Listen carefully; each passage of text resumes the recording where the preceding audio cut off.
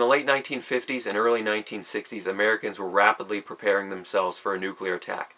By this point, even President Kennedy was urging the average Joe to develop some kind of emergency plan or even build a home fallout shelter.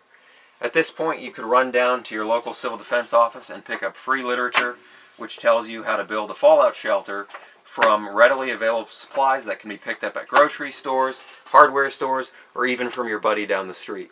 The problem with these plans, however, is a lot of people looked at them and said, you know, I don't want to trust my family's survival in a nuclear attack of all things to things I'm cobbling together from a local hardware store. So that caused a lot of companies to take notice and start preparing readily available consumer survivalist supplies such as home radiation kits, home ration kits, and fallout shelter ventilation kits like the one we'll be unboxing today for the first time since it was sealed in the early 1960s. My name is Tyler, and I hope we'll be able to do this stuff more often, but today we'll be taking a rare look at an interesting artifact from this very tumultuous period of American history. So I've got our artifact up on the table here that we'll be opening up today. This is a Chef Aire brand fallout shelter ventilation kit made by the National Hood Corporation out of Florida. This company made mostly restaurant and kitchen ventilation equipment, as their name suggests. But as popularity in shelter equipment increased, they said, you know, why don't we tweak our production just a little bit and develop fallout shelter equipment, because we're already making ventilation equipment, so it might not be too hard. And lo and behold, it wasn't too hard at all. They ended up making this ventilation kit and these filter kits here for home shelter use. In a moment, I think we're going to start with the filter kits, just because I'm kind of curious about the filtering elements in them. And then we'll move on to the blower kit in just a bit. So while I waited for my fallout shelter ventilation equipment to arrive, I was pretty excited, as one gets when you order fallout shelter equipment. So I decided to do a little bit of homework to see if I could find descriptions of any of the items I would be receiving, perhaps in old print ads. And it was a pretty fruitful search, because I ended up finding descriptions of everything I have sitting on the table in front of me now, along with sketches and pictures of the equipment itself. One of the more interesting tidbits from this ad was the description of the intake filter itself, because it mentions the filter, while not only containing a particulate layer capable of filtering out fallout particles, it also contains an activated charcoal filter layer, which the ad mentions is capable of filtering out chemical and biological warfare agents, smoke from fires, and any offending odors that may exist in the nuclear wasteland outside the shelter. So I think we'll be opening that one first. I'll move the camera a bit closer and we can get it out onto the table. So I'm kind of worried before we open this. I'm just going to mention this. When I brought it in from the mail, I heard a bit of shaking, and it sounds like the charcoal might have leaked out of the filter. Obviously, we'll find out pretty quick if that's the case, because it's going to be a massive mess, and I'm just hoping that's not the case. Anyway, let's take a look.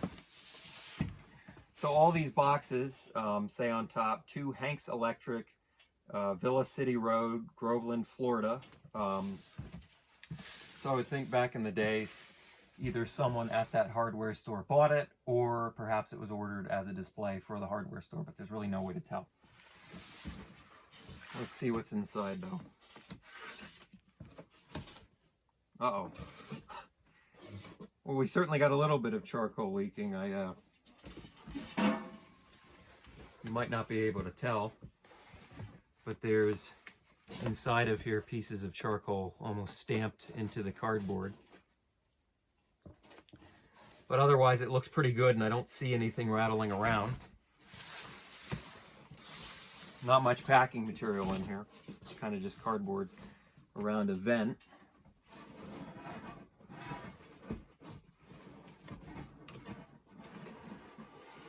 Be very careful.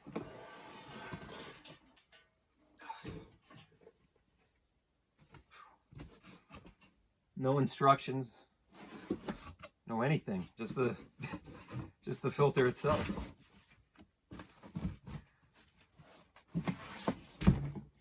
Get that out of the way. Here we go. Look at that. I mean, it's a pretty simple thing. It just looks like a vent you'd see on top of your roof. Now you can see some of the charcoal damaged it. Has the word intake labeled onto it. It's going to be hard to see. I don't know if the camera's going to zoom in on that, but that's pretty neat. Let's see if I can take a look at the filters.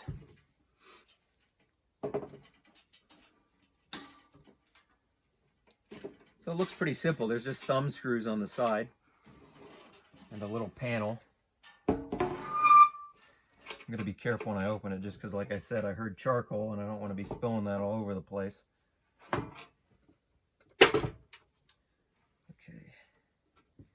let's pop out. There we go.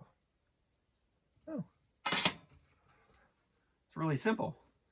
So all you have is your particulate filter, what seems to be made of mesh, and then I think this below is the charcoal filter with a piece of tape on it. And then an air space, which goes down into your ducting. So let's see if I can get these out and we can take a closer look at them. Oh, that's pretty funny. So look at this. Is it gonna come out? This filter says on it, Easy Clean, Series K grease filter. So like we were talking about earlier, companies would adapt existing products or make new products to fit the fallout shelter purpose. And in this case, their particulate filter is simply a kitchen grease filter. And it's got the cleaning label on it still. I don't know if that's going to zoom in, but that's pretty funny. I guess it works. And according to the ad, it can filter fallout particles as small as 0.3 microns, so it's good for something. Let's see about the, oh, that came out really easy. Let's see about the charcoal filter. That's cool. So this one you can refill. So that's why there's tape on here. Either when they got it, they put tape on it, or that just came like that. But it says refill opening, and this is just a big brick of charcoal inside mesh. It's pretty simple. And it would just sit in there below the particulate filter, awaiting any odors to pass through it so it could sanitize them. It's pretty cool. According to the ad, the exhaust filter is pretty much the same. I think we'll open that anyway, just because. Why not? We're here. And it's cool. This one's in really good shape, though. I certainly hope we can get the exhaust filter looking just as good as this one. Let's see if I can get these back in as easily as they came out. Not too shabby. It's not too bad. Let's put that aside.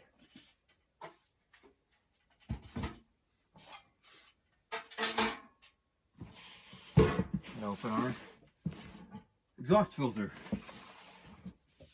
So you'll notice on these, it has EX5 and then a 3. All my items I received have that 3 at the end. The ad mentions that they were available in both 3-inch and 4-inch pipe sizes, so that seems to be what that's referring to. The model, other than that, EX, obviously that's exhaust, and IN is intake, so that's pretty simple. And then the blower, we'll look at that later. This one. Okay, this one's in pretty good shape too. I might not crack this one open just because it's the same. It's the same thing as the intake one. Just nix the charcoal. But there you go. You can see how it's packed. Very sparse with the packing material. It's just a piece of cardboard wrapped around the edges. But either way, they're in good shape, so I guess it's good for something. I'm pretty excited, though. I want to get on to the blower, so we'll open that one next. Now, there's a piece sticking out on this one, so I'm hoping that doesn't mean it's damaged. But you can see it here. It's popping out. Let me move the camera back to where it was before, and we'll get this one cracked open. I'm just kind of worried because it's very, before we move it, I'll rotate it around. It's very damaged. And it looks like someone sat on it for a few decades. So So I'm hoping that doesn't mean it's too buggered up in there. So before I move the camera back to the tripod, I noticed upon cracking open the lid very carefully, there was a manual, what looked like a manual peeking out. So I just want to show that before we tear it apart further. Ooh, this thing's rough. Well, there's the hand crank blower. Hopefully the handle's in there. It's a little note. Okay, here we go. So handle. Let me be careful. Oh. Oof. This has been through a lot. Look at that. Survival information and instructions on use and care of your new Chef Aire fallout shelter ventilator and filters. This information may save your life. Okay, you can read that. We have the EH2 ventilator. I would assume that stands for electric and hand. The other one is hand operated, and that was the smaller one, which basically looks like half this thing. It's actually in pretty good shape. You can see the cool Chef Aire label. Looks like something you'd see in an old car. That's pretty neat. So there's that. It gives you little facts about the bomb. Different destructive effects, radiation sickness. Knowledge is survival power. That's cool. I wonder if it's still under warranty. What year? Information is reprinted January 1961. All the supplies you should have. 5% DDT. Something tells me you won't want to put that in your shelter now. Something. What else do we have in here? I gotta be careful. It's really falling apart. Some kind of metal. We'll come back to that, hopefully. There's some other booklet or something that mentions that. Anyway, let me set the camera back up and we'll get this thing out onto the table. It looks pretty good so far, though. Anyway, here's the blower.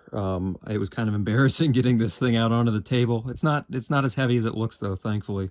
But this is everything that comes in the box. We have the manual, the hand crank, and this. And I found out what this was. So because of the design of this thing, there's one shared intake on the side that connects to this back box, which both blowers pull into. So what they want you to do is whatever blower you're not using, you cover up that side with this and tighten the little thumb screws to prevent the active blower from just sucking air and pulling it from within the shelter, because obviously it's going to take the path of least resistance there. So that's actually a pretty neat idea, and it's cheaper than building an actual check valve, so I guess that's why they did that. Anyway, I'm going to hook this thing up in a minute, and we're going to see if it works. This thing was a little bit stiff, so I put a few drops of grease, or oil rather, in both of these sumps. But everything else looks pretty good. On the inside, you can see it's got two fans, one on each side. This is, I don't know if you can see, this is the electric one.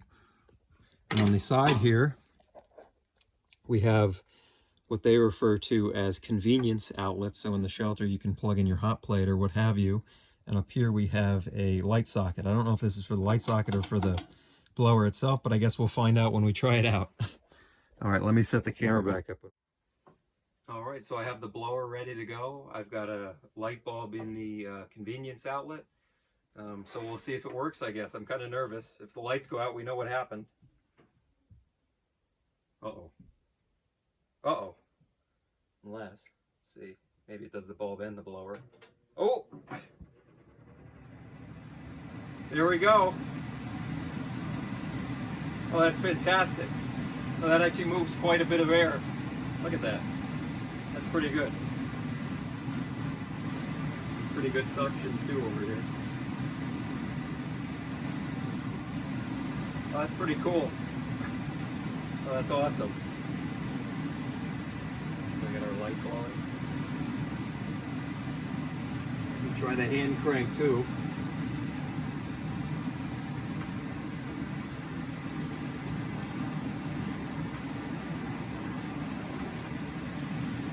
That moves nice. I didn't even put that much oil in it. That's fantastic. Let's see how much air we can get this one to move, because it's going to be overwhelmed by the electric one.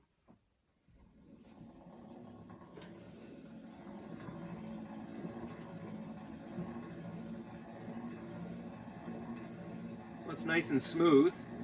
It's certainly not as good as the electric, but I guess if the power's out and you got no choice, it's better than not breathing.